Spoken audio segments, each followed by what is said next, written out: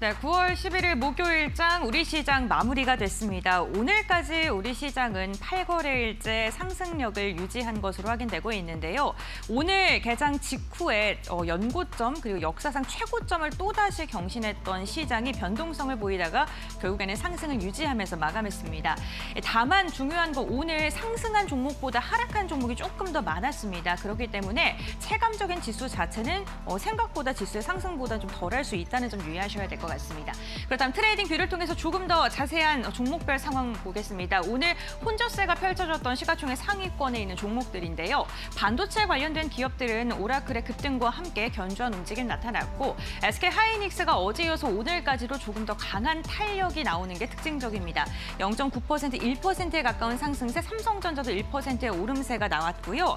오늘 방산 관련 기업들의 움직임이 굉장히 좋았죠. 러시아의 드론 침공, 이제는 유럽도 안전하지 않다라는 소식이 전해지면서 이로 인해서 오늘 방산 관련 기업들의 모멘텀이 굉장히 강하게 받았습니다. 특히나 하나 에어로스페이스 같은 경우에는 영국에 있는 기업과 기술협력 체결 소식까지 전해지면서 3%가량의 상승력이 나왔고요. 한국항공우주 같은 경우에는 우주 관련된 기업들, 머스크가 완전히 재사용 가능한 로켓을 또 발사할 수 있다라는 발언을 하면서 이로 인해 5%가량의 상승력 나타났습니다.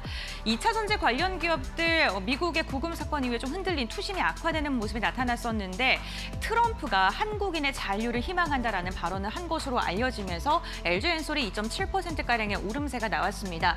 오늘도 조선주들 굳건했습니다. 한화오션이 1.7%가량 상승했고요. 삼성중공업도 3.7%, 마스가 프로젝트에 대한 기대감 여전히 들어오고 있는 상황입니다.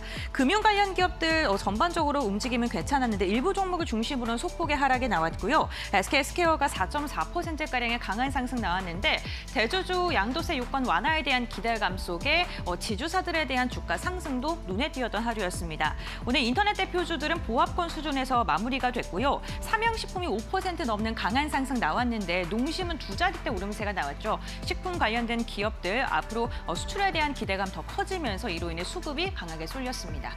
다음으로는 코스닥 종목도 함께 살펴보도록 하겠습니다. 오늘 코스닥 같은 경우에도 혼조세가 펼쳐졌던 하루였습니다. 알테오젠은 2.6%가량 빠졌고요. 펩트론과 파마 리서치 그리고 셀트리온 제약 같은 경우에는 좀 그래도 상승력이 좀 괜찮았습니다. 오늘 ADC 제형 관련된 기업들의 움직임도 특징적이었습니다. ABL 바이오와 리가켄 바이오가 1에서 2%가량의 오름세가 나왔고요.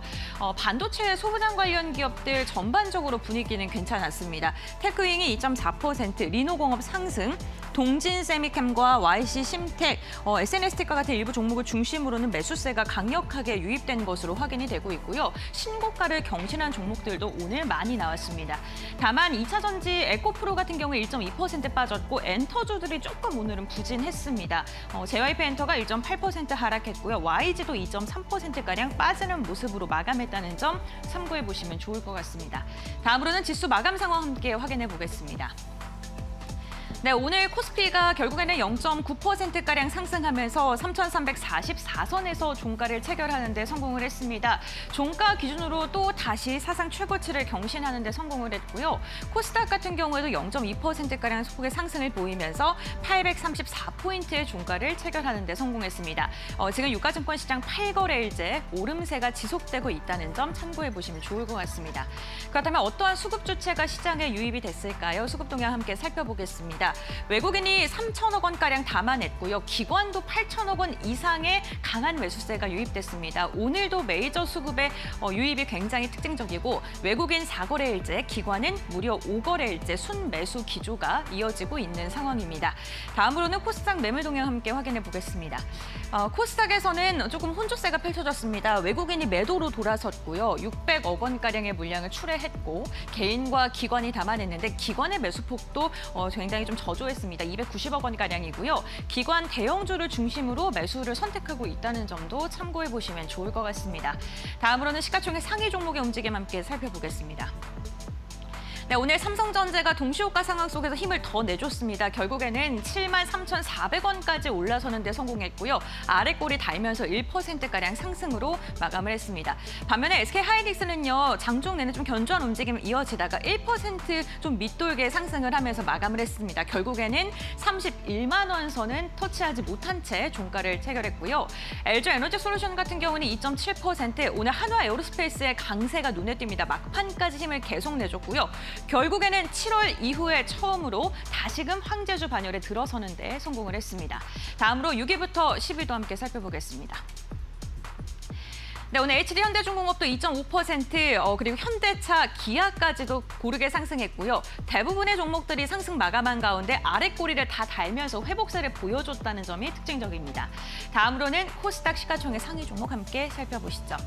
네, 코스닥 시가총액 상위 종목은요. 에코프로와 에코프로비엔 좀 엇갈리는 움직임 보였고요. 펩트론의 강세가 눈에 띕니다. 최근에 삼천당제약과 펩트론, 비만치료제 관련 기업들이 엇갈리는 움직임이 계속 나타나고 있는데 오늘 같은 경우 펩트론이 강세를 보였고요. 최근에 시가총액 3위의 그 각속전이 굉장히 치열한데 파마리서치가 오늘 1.8% 상승하면서 4위, 펩트론은 5% 넘게 상승하면서 3위에 안착했다는 점도 참고해 보셔야 될 것 같습니다. 다음으로 6위부터 10위 간략하게 살펴보시죠. 네, 6위부터 10위 전반적으로 상승세가 확인됐고요. 지금 시초가보다 다 높게 형성이 되면서 종가를 체결하는 데 성공을 했습니다. 로봇 관련 기업들도 최근 견조한 움직임 이어가고 있습니다.